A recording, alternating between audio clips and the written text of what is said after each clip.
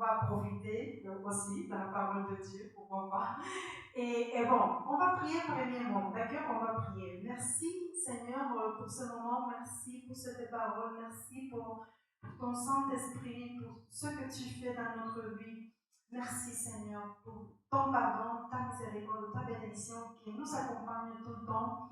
Et on te donne les merci aujourd'hui. Et bon, merci Seigneur. À toi soit la gloire, à toi soit le règne, la majesté, l'univers, parce que tu es le créateur de notre univers. Merci Seigneur. Amen. Amen. On va commencer aujourd'hui. Le message, c'est Saint-Esprit, guide et défenseur. Bon, je crois que tous les fils de Dieu connaissent, et tout le monde, je crois, que connaissent, qui est la personne. La troisième personne, que ça c'est le Saint-Esprit. C'est une personne importante, parce qu'évidemment, on doit se sentir cette personne, et on doit avoir cette personne à l'intérieur de nous. Et bon, aujourd'hui, on va la connaître.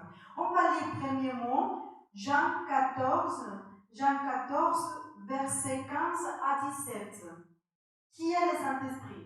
On va lire. Si vous m'aimez, respectez mes commandements.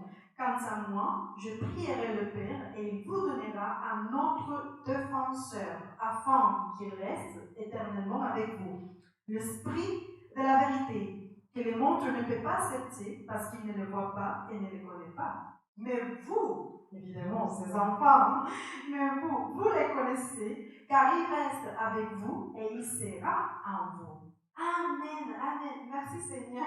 Merci Seigneur pour cette parole, pour cette personne qui est notre défenseur. Ça veut dire le Saint-Esprit. Qui est le Saint-Esprit?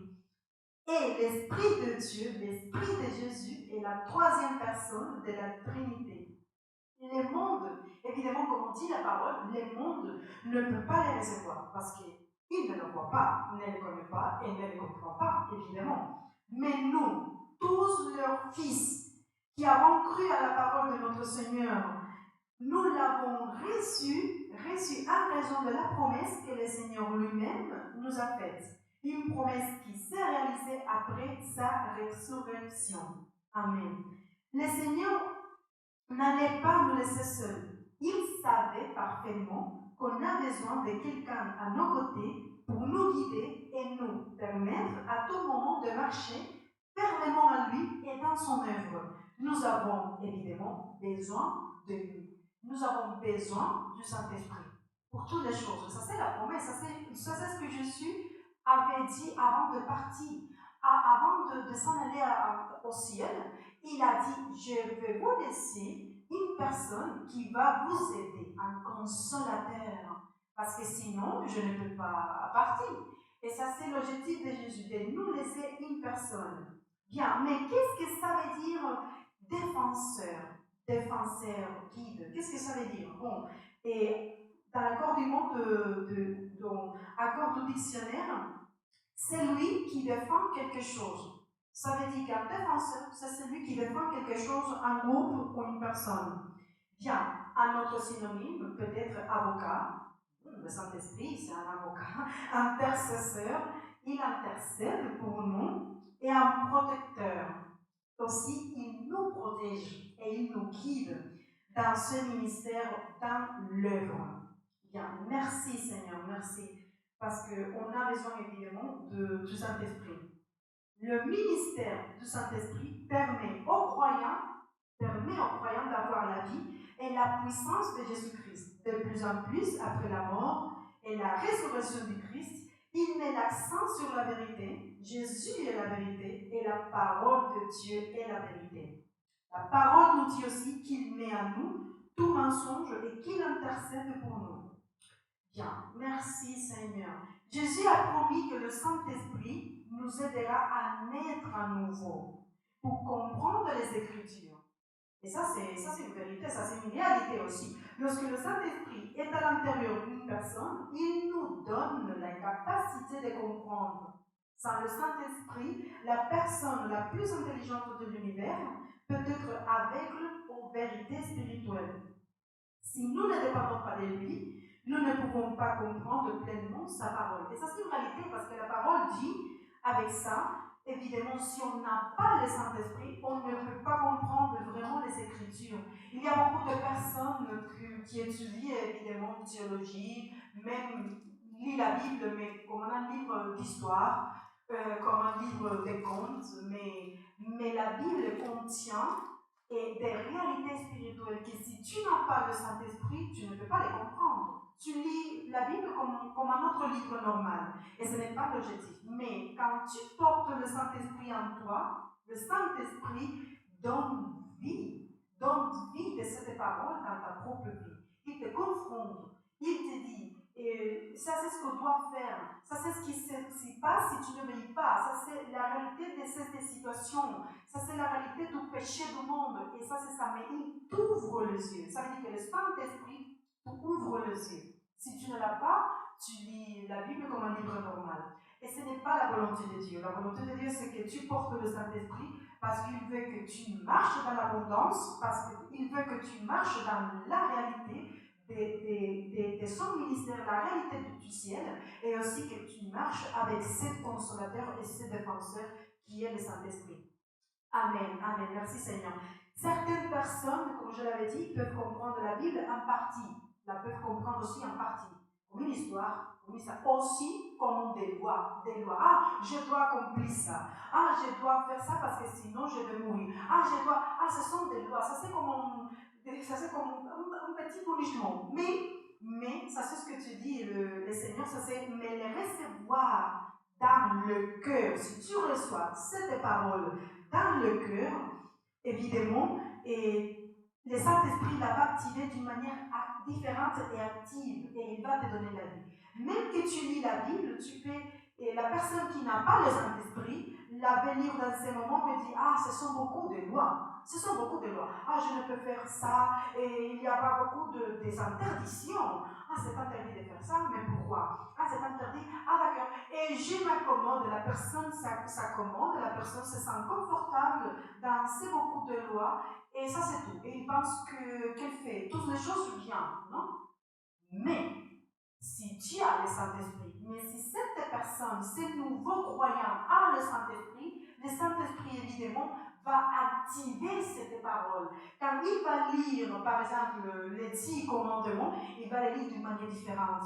Ah, ce n'est pas exactement, et ce n'est pas exactement la réponse que je vais mourir dans l'enfer. Ah non, ça c'est ce que je dois accomplir ça, je dois vivre dans la volonté de Dieu, et je dois obéir ces commandements parce que Dieu m'aime et Dieu fait un chemin différent pour moi. Ah d'accord, à partir de maintenant, je vais voir les lois, je vais voir sa parole d'une manière différente, avec l'amour, parce que une chose que Dieu ne veut pas avec toi, que quand tu lis sa parole, ça c'est que tu sens comme une condamnation.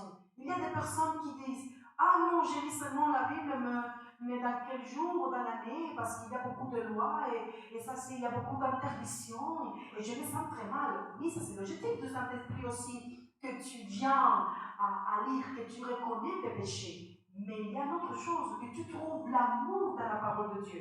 Et pour trouver ça dans sa parole, ça c'est le Saint-Esprit, la personne spéciale, la personne spécifique qui va ouvrir tes yeux pour que tu comprends la parole d'une manière différente et que tu la vives, parce que c'est lui qui va te donner la force pour toi de vivre ces paroles. Amen, amen. Merci Seigneur.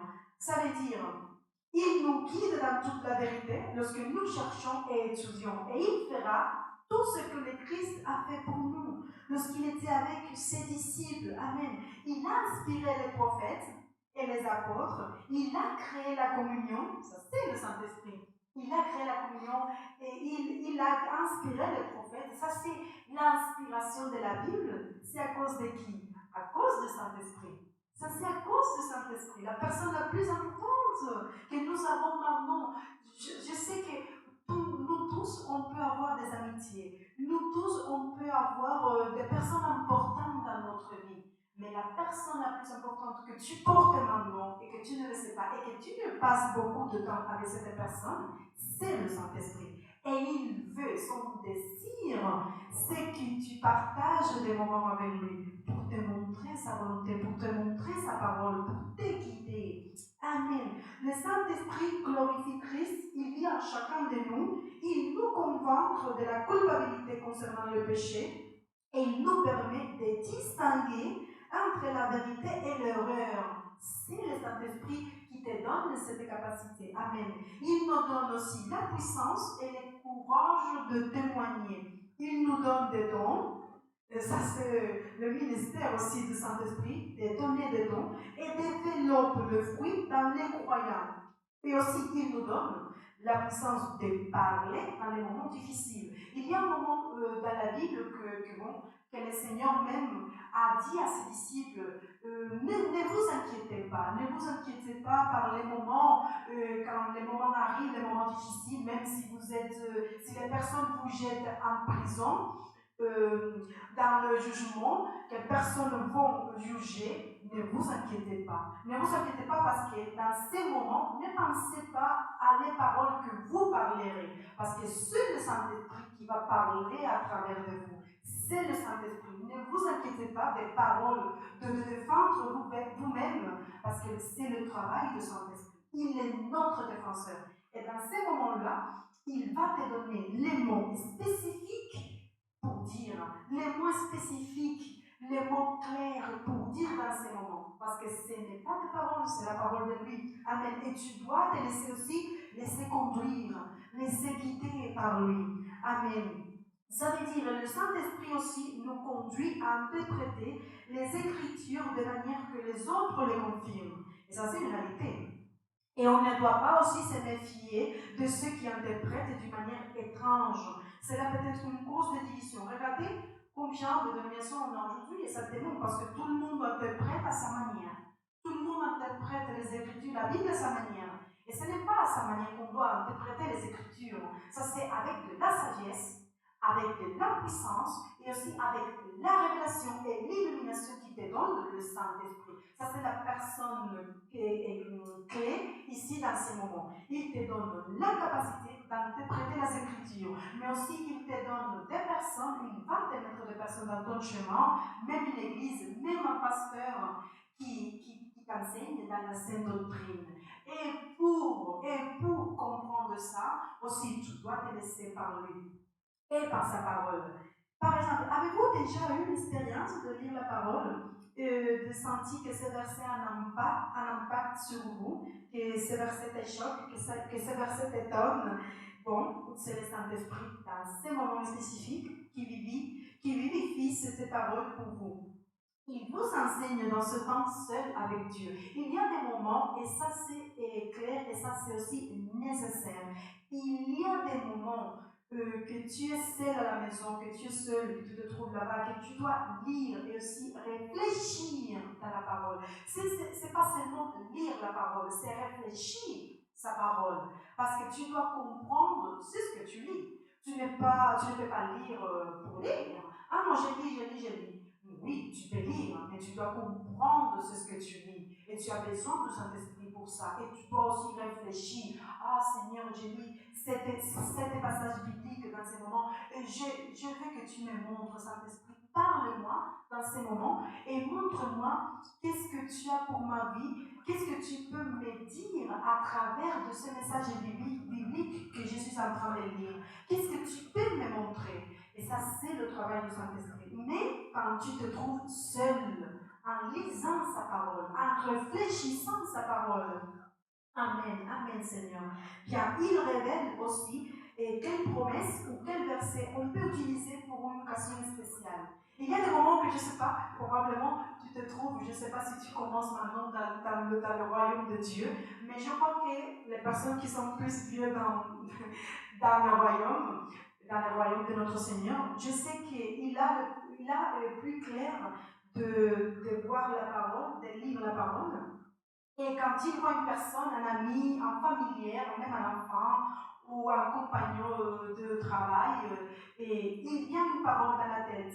Et cette parole qui vient dans ce moment à la tête, que ça c'est de la Bible, ce n'est pas à cause de toi, c'est à cause du Saint-Esprit. Et le Saint-Esprit te guide dans ces moments pour lui donner cette parole. Même si tu te trouves dans la fac, l'université, tu as une amitié, tu parles avec cette personne normale, et tu partages un moment, et ça te vient à l'esprit, ça te vient à la tête, un verset, un versicle de la parole pour cette personne, tu lui dis, parce que ce n'est pas toi, c'est le Saint-Esprit qui parle à travers de toi. Ça veut dire que nous sommes comme des ponts. Nous sommes comme des ponts. Les ponts, vous savez que les ponts, ils passent beaucoup de personnes. Non? Beaucoup de personnes passent sur les ponts. Ça veut dire que les ponts unissent et une ville dans notre ville, une rue dans notre ville. Bien évidemment, nous sommes comme des ponts. Nous sommes comme des ponts. Nous pouvons faire une connexion, faire une relation entre les personnes qui viennent pour le royaume, qui viennent pour s'approcher à Dieu. Et c'est l'objectif aussi du Saint-Esprit, de que nous devenons, et c'est bon, que nous devenons des personnes qui peuvent faire la connexion, des personnes qui peuvent guider à des autres personnes. Ça, c'est son travail, son objectif aussi pour nous. Bien, le Saint-Esprit de Dieu nous guide, nous dirige. Il est venu pour exercer son ministère et s'est posé sur notre vie. Merci. Une fois que vous avez reçu le Seigneur Jésus-Christ, il vous donne la force et vous aide à vivre cette vie en plénitude avec notre Seigneur. Amen. Ce n'est pas quelques personnes. Ce n'est pas quelques personnes. Je crois que je vous exposé une partie des choses du travail du ministère du Saint-Esprit, et ce n'est pas quelques personnes. C'est une personne merveilleuse, c'est une personne importante avec laquelle vous devez passer beaucoup de temps. Vous devez passer beaucoup de temps avec cette personne, parce qu'on vit une réalité aujourd'hui, et on a beaucoup de la parole de Dieu, mais on a aussi à voir et expérimenter aussi la présence de notre Seigneur, la présence du Saint-Esprit. Amen. Il est doux. Le Saint-Esprit est doux. Le Saint-Esprit est sensible. Le Saint-Esprit est sincère. Le Saint-Esprit est plein d'amour. Ça veut dire qu'on doit les traiter avec délicatesse. Avec délicatesse. Et les laisser conduire dans notre vie. Parce que c'est vrai, j'ai écouté une personne qui avait dit une fois que le Saint-Esprit, c'est comme un enfant timide. Je ne sais pas si vous avez écouté ça, mais j'ai écouté ça, un pasteur qui l'a dit, et un homme, serviteur de notre Seigneur, il a dit une fois que le Saint-Esprit, c'est comme un enfant timide. Évidemment, comment on traite un enfant timide? Comment on les traite? Avec l'amour, avec la patience. Mais tu dois connaître cet enfant pour le comprendre. Parce que tu veux une relation avec cet enfant. C'est la même chose avec le Saint-Esprit. Le Saint-Esprit veut avoir une relation avec toi. Mais tu dois les connaître. Et pour les connaître, tu dois passer beaucoup de temps dans sa présence. Beaucoup de temps en jeûner, en lisant sa parole, en jeûnant, et aussi dans la prière. Et ça, c'est le désir de son cœur. Ça, c'est le désir de son cœur. Bon, merci Seigneur. J'ai fini avec cette parole aujourd'hui. J'ai fini. J'espère que cette parole, un message court, mais j'espère que vous le comprenez bien. Et je vais vous laisser dans la vidéo quelques versets, quelques versicles pour vous trouver qui vous parlent du Saint-Esprit. Je vais vous laisser les versicles dans la vidéo que vous pouvez trouver. Et bon, et merci. Merci pour écouter ces vidéos, pour être ici. Merci Seigneur. On va prier dans ce moment. On va prier. Oh Père, merci Seigneur pour cette parole. Merci pour ton message. Merci pour ce que tu fais sur notre vie. Merci Seigneur, parce que je sais bien, et on sait tous bien, que tu as envoyé, que tu as laissé ton Saint-Esprit, Seigneur. Tu as laissé ton Saint-Esprit pour nous conforter, pour nous guider, pour nous sauver des situations quotidiennes, pour nous parler dans tout moment. Et on te donne merci, Seigneur.